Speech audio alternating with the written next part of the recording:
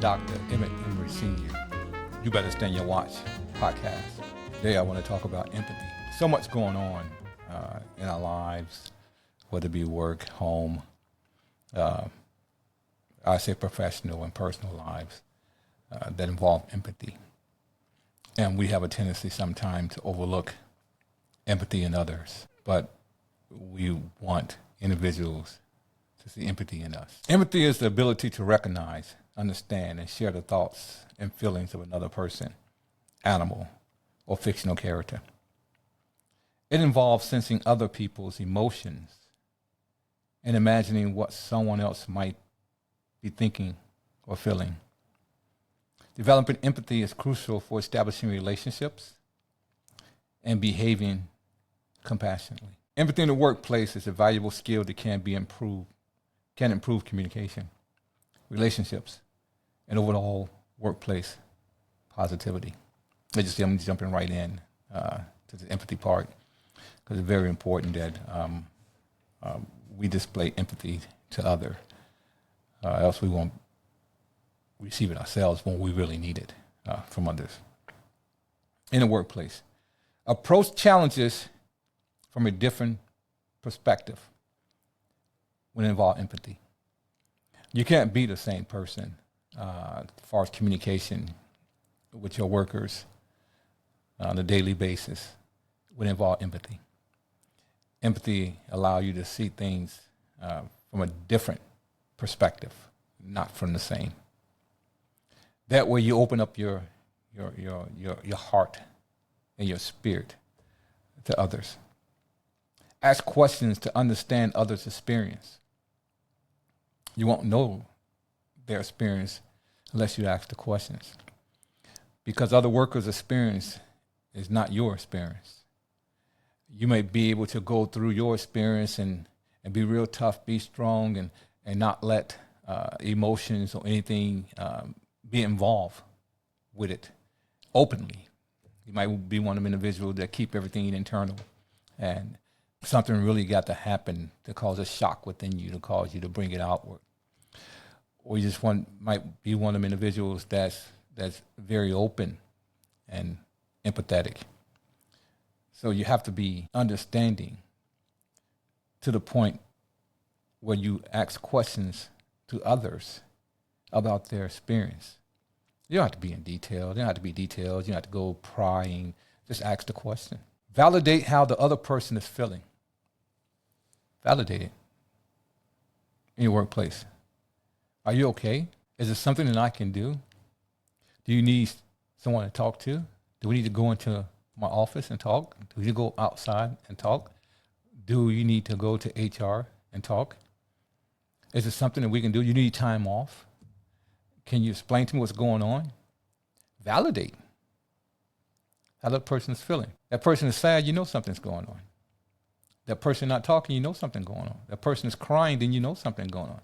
So you validate that feeling. Develop your listening skills. That's very difficult to do for some managers in the workplace because you're so focus-driven, you're so goal-driven, you're so policy and procedures-driven that you feel you cannot deviate. You're this strong, tough member of management until something happens to you that you keep telling the other person no, or you keep telling your workers, I disagree with that, or we're not going to do that. Then it happens to you. Then you want things to be done differently, or you expect your boss to treat you differently than the way you treat your workers. Because your boss not listening, you don't listen. And then your workers know you're not listening to them because you're not empathetic. Or your boss is empathetic to you, but you're not empathetic to your workers.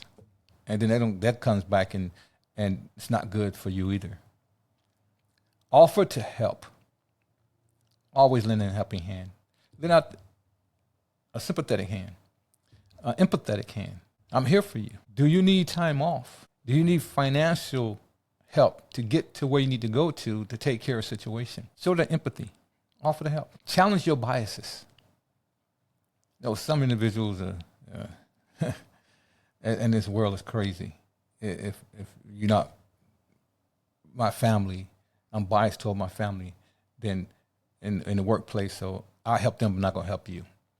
If you're not my friend, in the workplace, well, I'm not going to help you. I'm going to help them.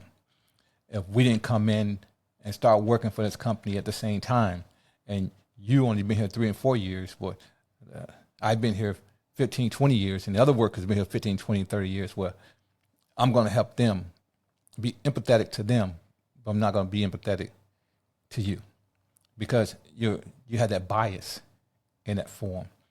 Or ketchup is a hard worker, mustard not. So whenever I ask ketchup to do something, ketchup does it. I ask mustard won't. If I ask ketchup to stay late, ketchup stays late. No complaint, no argument, nothing. If I ask mustard does not. Well, ketchup is single, and ketchup don't have anything at home to go home to. Mustard has a family probably with 2 or 3 kids and a spouse, and he has to go home and show tribute, honor, and respect and be there for his family. But because there's no empathy involved, you're not looking at that.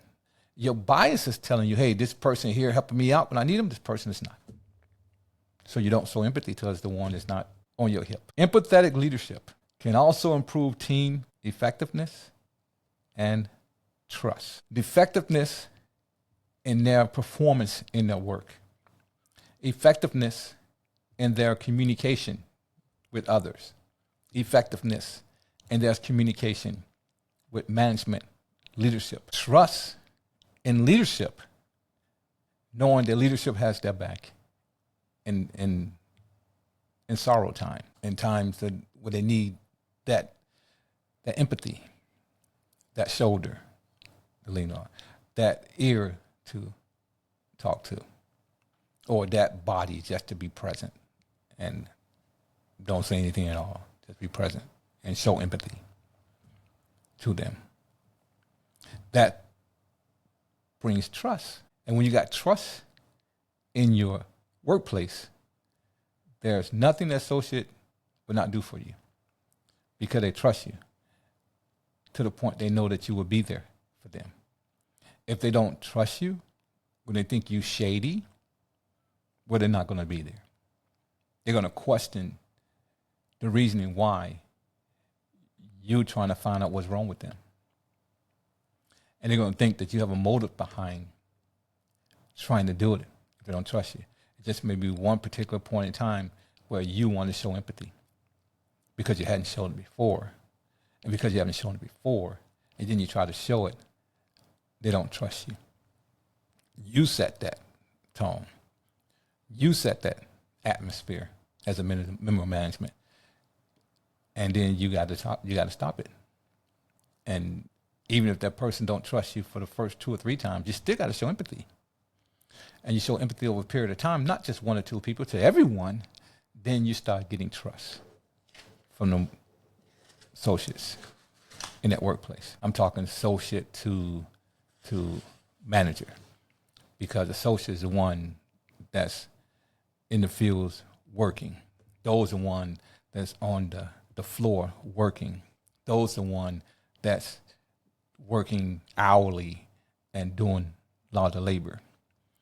Because a member of management, your boss will or will not be empathetic towards you. Because you're a member of management, your boss feels that they can change out management anytime they want to. That they can just move on past you, so they might not show empathy towards you at all. They might be straight point, and we always go on this straight line, don't deviate. So if you have 10 days for vacation and you need 11 or 12, I'm not going to do it. If you have to go out, say on bereavement leave for death in your family for a close one, and the company says 3 days, but it takes you 2 days to fly to the destination, and you say you need 7, they're not going to do it. So you might miss that funeral or that viewing for that individual, because leadership sometimes do not show empathy towards leadership in certain companies. I was with this company that you have no days off, none, but 2 days a week. That's it. So if you have a holiday in that week, for example, let's say Thanksgiving. So Thanksgiving in the United States on a Thursday, usually on a Thursday, and you take that Thursday off. So you're off that Thursday, then you probably be off that Friday and Saturday and Sunday too. But some companies say, no, you're not off that Friday. And that Thursday you off, but you still got to work that Saturday to make up for that Thursday. So your 2 days would be that Thursday and that Sunday. They don't care if you have kids or if you have family or that it's a time for Thanksgiving. No, all they care about is the bottom line. There's no empathy with leadership to leadership. Now, leadership might say, okay, let a couple of your associates get off.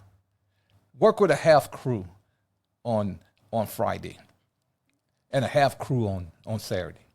But management has to be here. See, no empathetic towards management. Empathy with your kids. Empathy can help parents and caregivers connect with children and understand their behavior. Empathy can also help children become self-aware and better able to speak up for what they need. And this generation of kids are so sharp, so smart, and they can pick up things real quick, and they understand empathy, and they understand closeness, and they understand love. They understand hate. They understand when you fake, and they understand when you real. Do not just assume. Ask your kids. Don't think just because they're kids, you don't need to ask them anything. They just follow my rules. They follow my voice. They follow what I went through and what I say because of what I went through. I'm the parent. They're not the parent. Don't just assume. Ask them. Kids often give nonverbal clues about how they are feeling or what they are struggling with. You may not get it verbal. And the parents out there know 80% of the information you get from your kids when something is bothering them, even when they're sick, it's not verbal. It's nonverbal. If they're sick, they might just lay around and they don't want to do anything and they're sleeping a lot, then you know they're sick. Or they come in and they have the sniffles or their nose is running, they don't say anything, then you know they're sick. Or their eyes look red and puffy, then you know they're sick. Or just something that the kids do, you know something is wrong. You know your child. And it's nonverbal. Because you know your child, you don't have to speak to your child at times.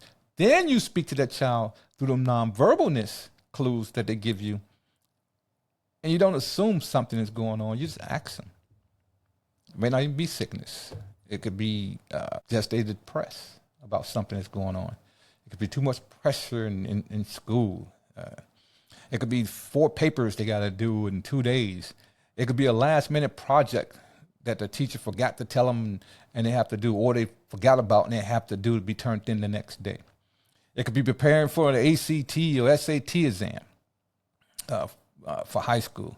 It could be preparing for the graduate exams, doctoral exams, dissertations that get them depressed. It could be a bad relationship, get them depressed and stressed out. It could just be their boss from work, got them stressed. Or they just probably don't like their job. Set aside frustration and judgment. You have to set it aside. It's going to be hard, parents, especially with the kids, especially that child not talking to you. And you see the body clues and you're frustrated. Or they end up getting sick from something that you asked them not to do and they did it anyway. And they got sick. Probably told them not to go out the house at a certain time. And they went out the house at a certain time to get colder. It's colder at that time they went out. Or you probably told them to take a jacket with them. They didn't take a jacket with them. Or they probably, some kids probably end up, it's raining and they jumping up and down in puddles of water and you ask them not to do that. But you got to put that frustration aside and don't judge that child. Don't place judgment. Does not mean you have to bury your feelings. You're still feeling the same way. You're just not expressing it at that point in time. You talk about it later. Just like they say, choose your battle, choose your time with the child. Also does not mean you have to agree with your child or accept bad behavior. No, you don't have to. But don't address it at that time. Why I said don't address it at that time?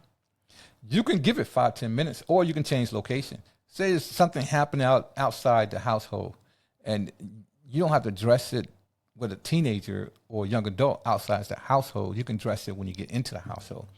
Because also about self-respect and pride and embarrassment when it comes to teenagers and young adult, because always other kids their age looking.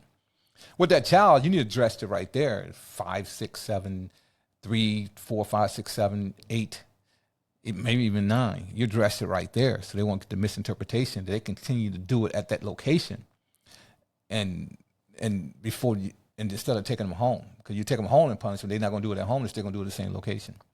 So it's a selective location. It just means you are hearing kids out and trying to see things through their eyes. It's very, very difficult to see a child through their eyes. That's one thing I give mothers kudos for, because they are better at, fathers, in seeing kids through their eyes. They can see things, understand them from the situation they're doing through their eyes. Some fathers can do it, especially the ones that are real close to their sons, or ones who's real close to their daughters. Then they know them to the passion. If it's that mama's boy, that dad ain't gonna understand that boy. If it's a daddy's girl, that mom not gonna understand that girl. But those parents understand that child that's real close to them. Use I statements, not you statements. Not I, you. No, use I statement. You don't put it on them. You put it on you. I know how I did that, Yeah, you say I, you put it on you. You don't put it on you, on them. So you don't say you did this, you did that, you did that. Now you're placing judgment. Now you tell them they did something. Now you're putting blame. You say I mean, you're putting yourself in that situation, and you're saying I. You statement can make kids feel defensive and not want to listen. Set you off in a heartbeat. You say you. They already feel like you're targeting them. They already got an attitude because you found out something. They already got an attitude because you disciplined them. They already got an attitude because at a certain age, they just have attitudes. So when you say you just tick something off. But if you say I, they're not going to hear the I in the first place. They're going to think you say you. So you got to still say I for a period of time. You might even have to say, listen to me. I said I.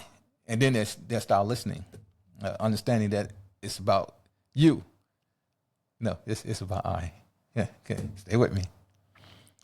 I statements let you talk about situation without placing blame. That's the whole objective of saying I. Even if you want to say you, and I didn't use the word you.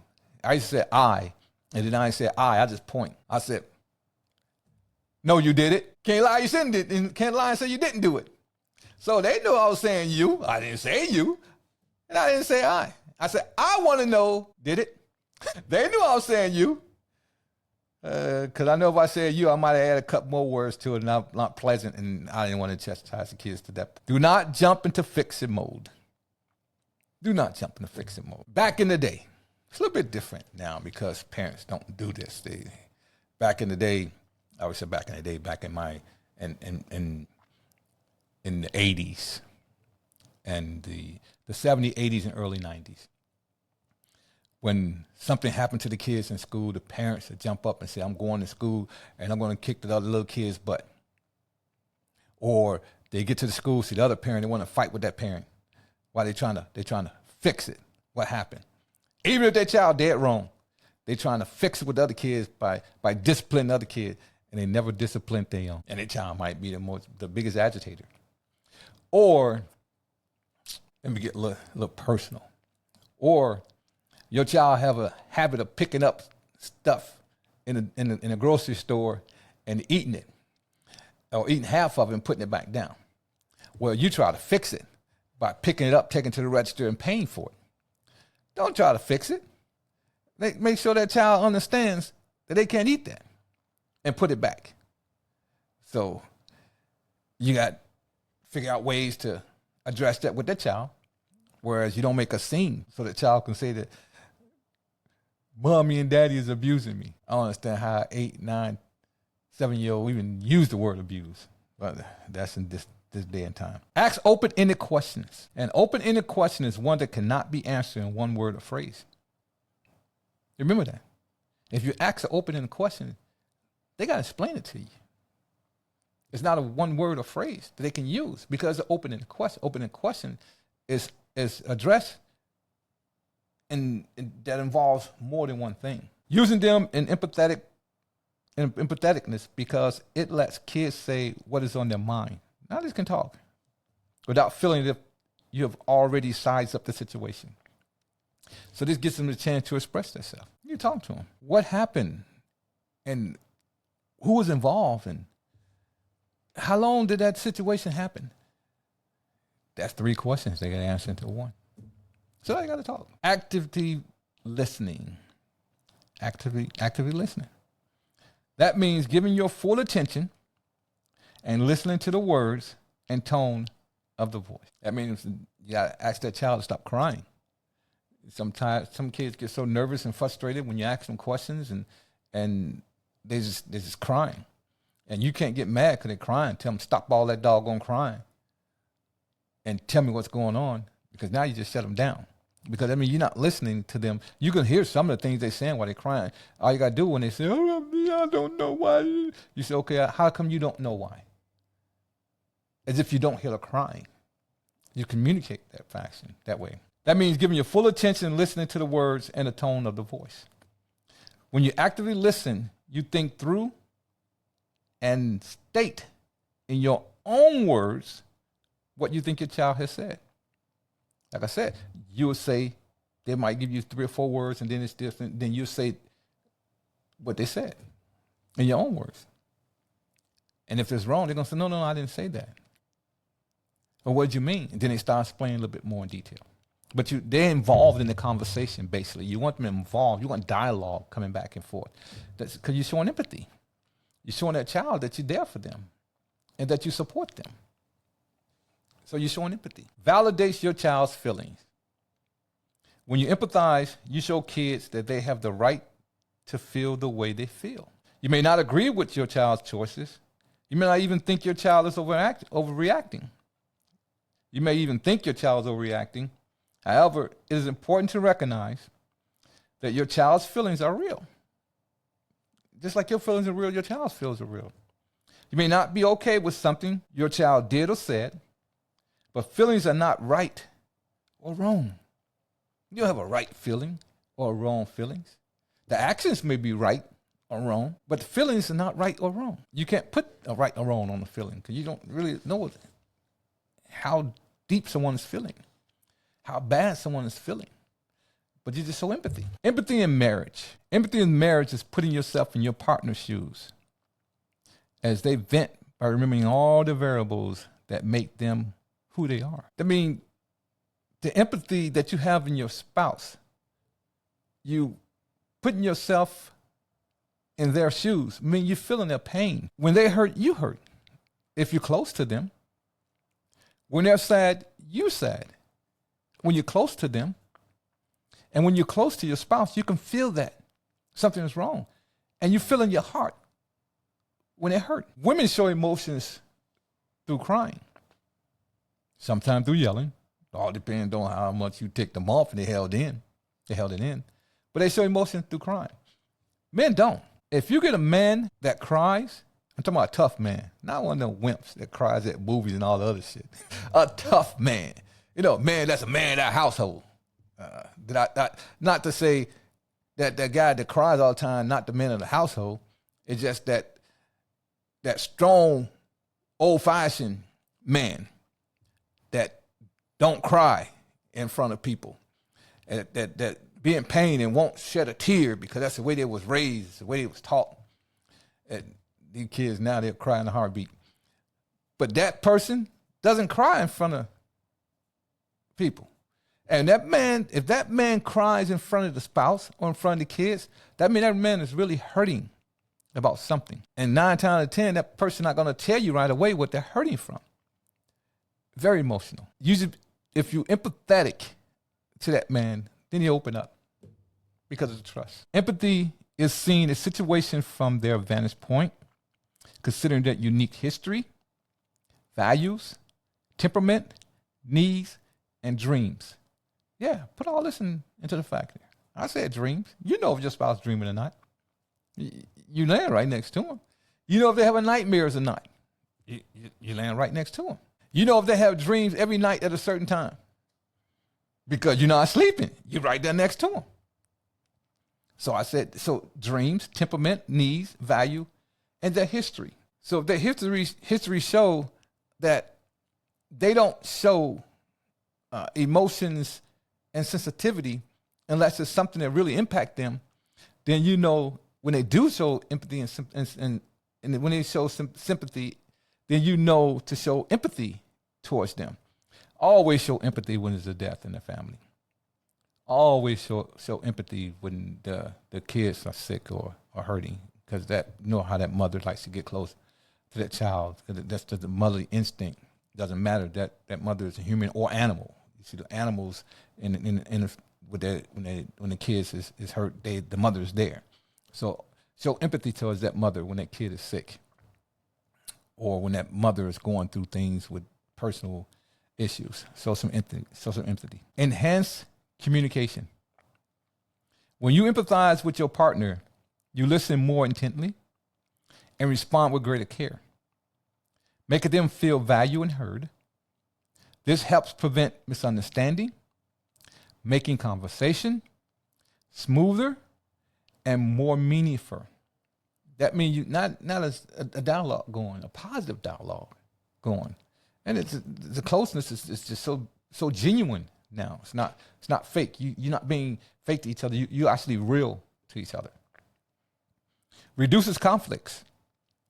Empathy helps de-escalate arguments by encouraging each person to consider the other's perspective. So it's de-escalating arguments, reducing conflicts. So now I'm going to show empathy to what you say. So you see, I understand what you're saying. Then the other person show empathy to what you're saying. And then they see and understand what you're saying. And then 9 times out of 10, you're saying the same doggone thing. You're just saying it differently. So that's what happens to a lot of arguments and conflicts, is both individuals be expressing themselves, but they be expressing themselves at the same time. That means they're yelling at the same time, and they're trying to over yell each other. That means you're not listening. So if you show empathy towards the other one, let them talk, let them get it out. You can understand what they're saying. And then the other person speak their part, and then get it out. And they understand what you're saying. And then you creating a positive dialogue, and then you're understanding each other. Strengthens emotional bonds. Empathy deepens emotional intimacy, fostering a stronger bond between partners. When you feel understood by your partner, it builds trust and security in relationship. You feel the empathy from your partner. You got that trust and security in relationship. There's nothing that other partner won't do for the other partner. I mean, you completing each other's sentences. And in the military, and I was a drill sergeant in boot camp. We call them RDCs in the Navy. Everyone, if you got 90 recruits in the unit, and you're training all 90 to be sailors after the civilians, and you're marching. Well, when you march, all 90 recruits got to come down on their left foot at the same time. Then they come down on the right foot at the same time. Then the left, then the right at the same time. While that drill sergeant is marching right next to him, he's on the left at the same time. He's on the right at the same time. They're all in sequence. Boom, boom, boom, boom, boom. Because of the unity that they have. That trust and security that is built. That's the same way with the partners. You in step. You together. That means there's nothing that can come through that wall that you have and put a wedge between you. Because empathy is just that strong. And empathy do not have to be just with a death, with a partner. Empathy could be you had the spouse could have had a hard day at work and just need some rest. Show some empathy. Rub her feet, make some put water in the tub, get them ready for so they can soak. that husband that had a hard day at work and frustrated by some of the things that are going on with the boss and things of that nature. So empathy. So, okay, you can sit here and have a beer or have a Coke and have them get in a recliner, allow them to go to sleep early. Because once they lay down, they're going to go to sleep anyway. You put that in that recliner. Make sure they get something to eat or let them spend some time with themselves. If they smoke cigars, let them go to a room, smoke cigars, and get their stuff back together. Don't put too much pressure on them. Show some empathy. Promotes personal growth. Practicing empathy involves being aware of your own emotions and responses, which fosters self-awareness. That's one of the most important things. It tells you who you are. And if you know who you are, then you can understand who your partner is. If you don't know who you are, how can you understand who someone else is? And that's a lot of things, a lot of issues that happens in marriages. When one's partner don't really understand who the other partner is. Number one, when they marry that person or before they marry that person, the early part of the marriage, that person really didn't tell the other person who they really were. They really didn't show their identity to that other partner. They showed an identity they felt that partner wanted to see or that partner desired. And then over a few years, then that true identity for that person comes out. And then you get to see that person is very argumentative, very aggressive, very independent, don't work as a team, want to be out doing their own thing, or want to be the boss. You can't have two bosses in the household. Want to be the alpha, can't have two alphas in the household because of that personality that they have, which they did not display at the beginning. So know who you are. And the reason they didn't display in the beginning because they thought they was being a person that you want them to be, which meant they didn't understand who they were. Because you never lay down your identity or who you are just to satisfy someone else. If that person doesn't like you or love you for who you are, then you shouldn't be with that person. Or that person shouldn't be with you. I know I don't want to be with anyone that don't love me. If I'm giving love, I want to be loved back. If I'm loving someone and they're feeling that love and they don't care about that love that they're feeling, and they don't give it back to me, that means I'm not feeling it either. So why are we together? So each individual wants to feel that love. Everyone wants to be loved. Everyone wants to be held at some point in time. This self-awareness allows you to become more adaptable, understanding, and open-minded. It helps you as an individual. If you have them characteristics at home, you're going to take those characteristics to work with you. And when you take them characteristics to work with you, you could be mentoring with not even being a mentor. How can I say that? I mean, you really don't have mentees, but you have people that are observing and watching you. And they're watching who you are and your characteristics because you become more adaptable, understanding, and open-minded to situations, to people. Builds a foundation of trust. When empathy is regularly practiced, partners feel secure in knowing they can express their feelings without judgment. That's one thing a woman don't like that you do to them. They don't want you to judge them. They don't like being judged. Then if they're being judged, they feel control. Same thing with men. Men don't like to be judged.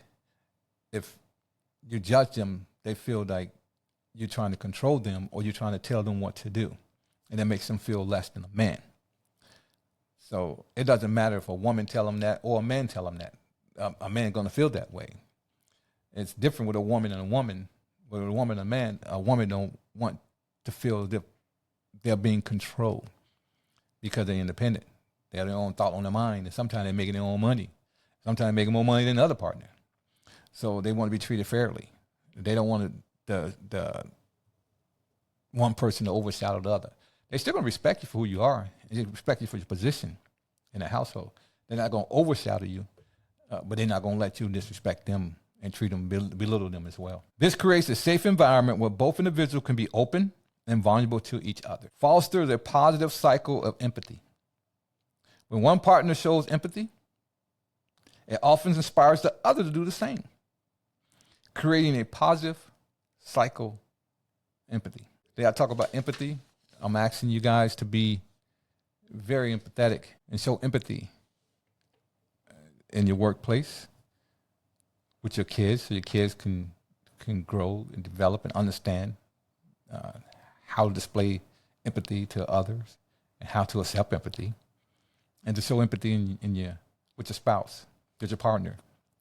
Build strong, healthy marriages.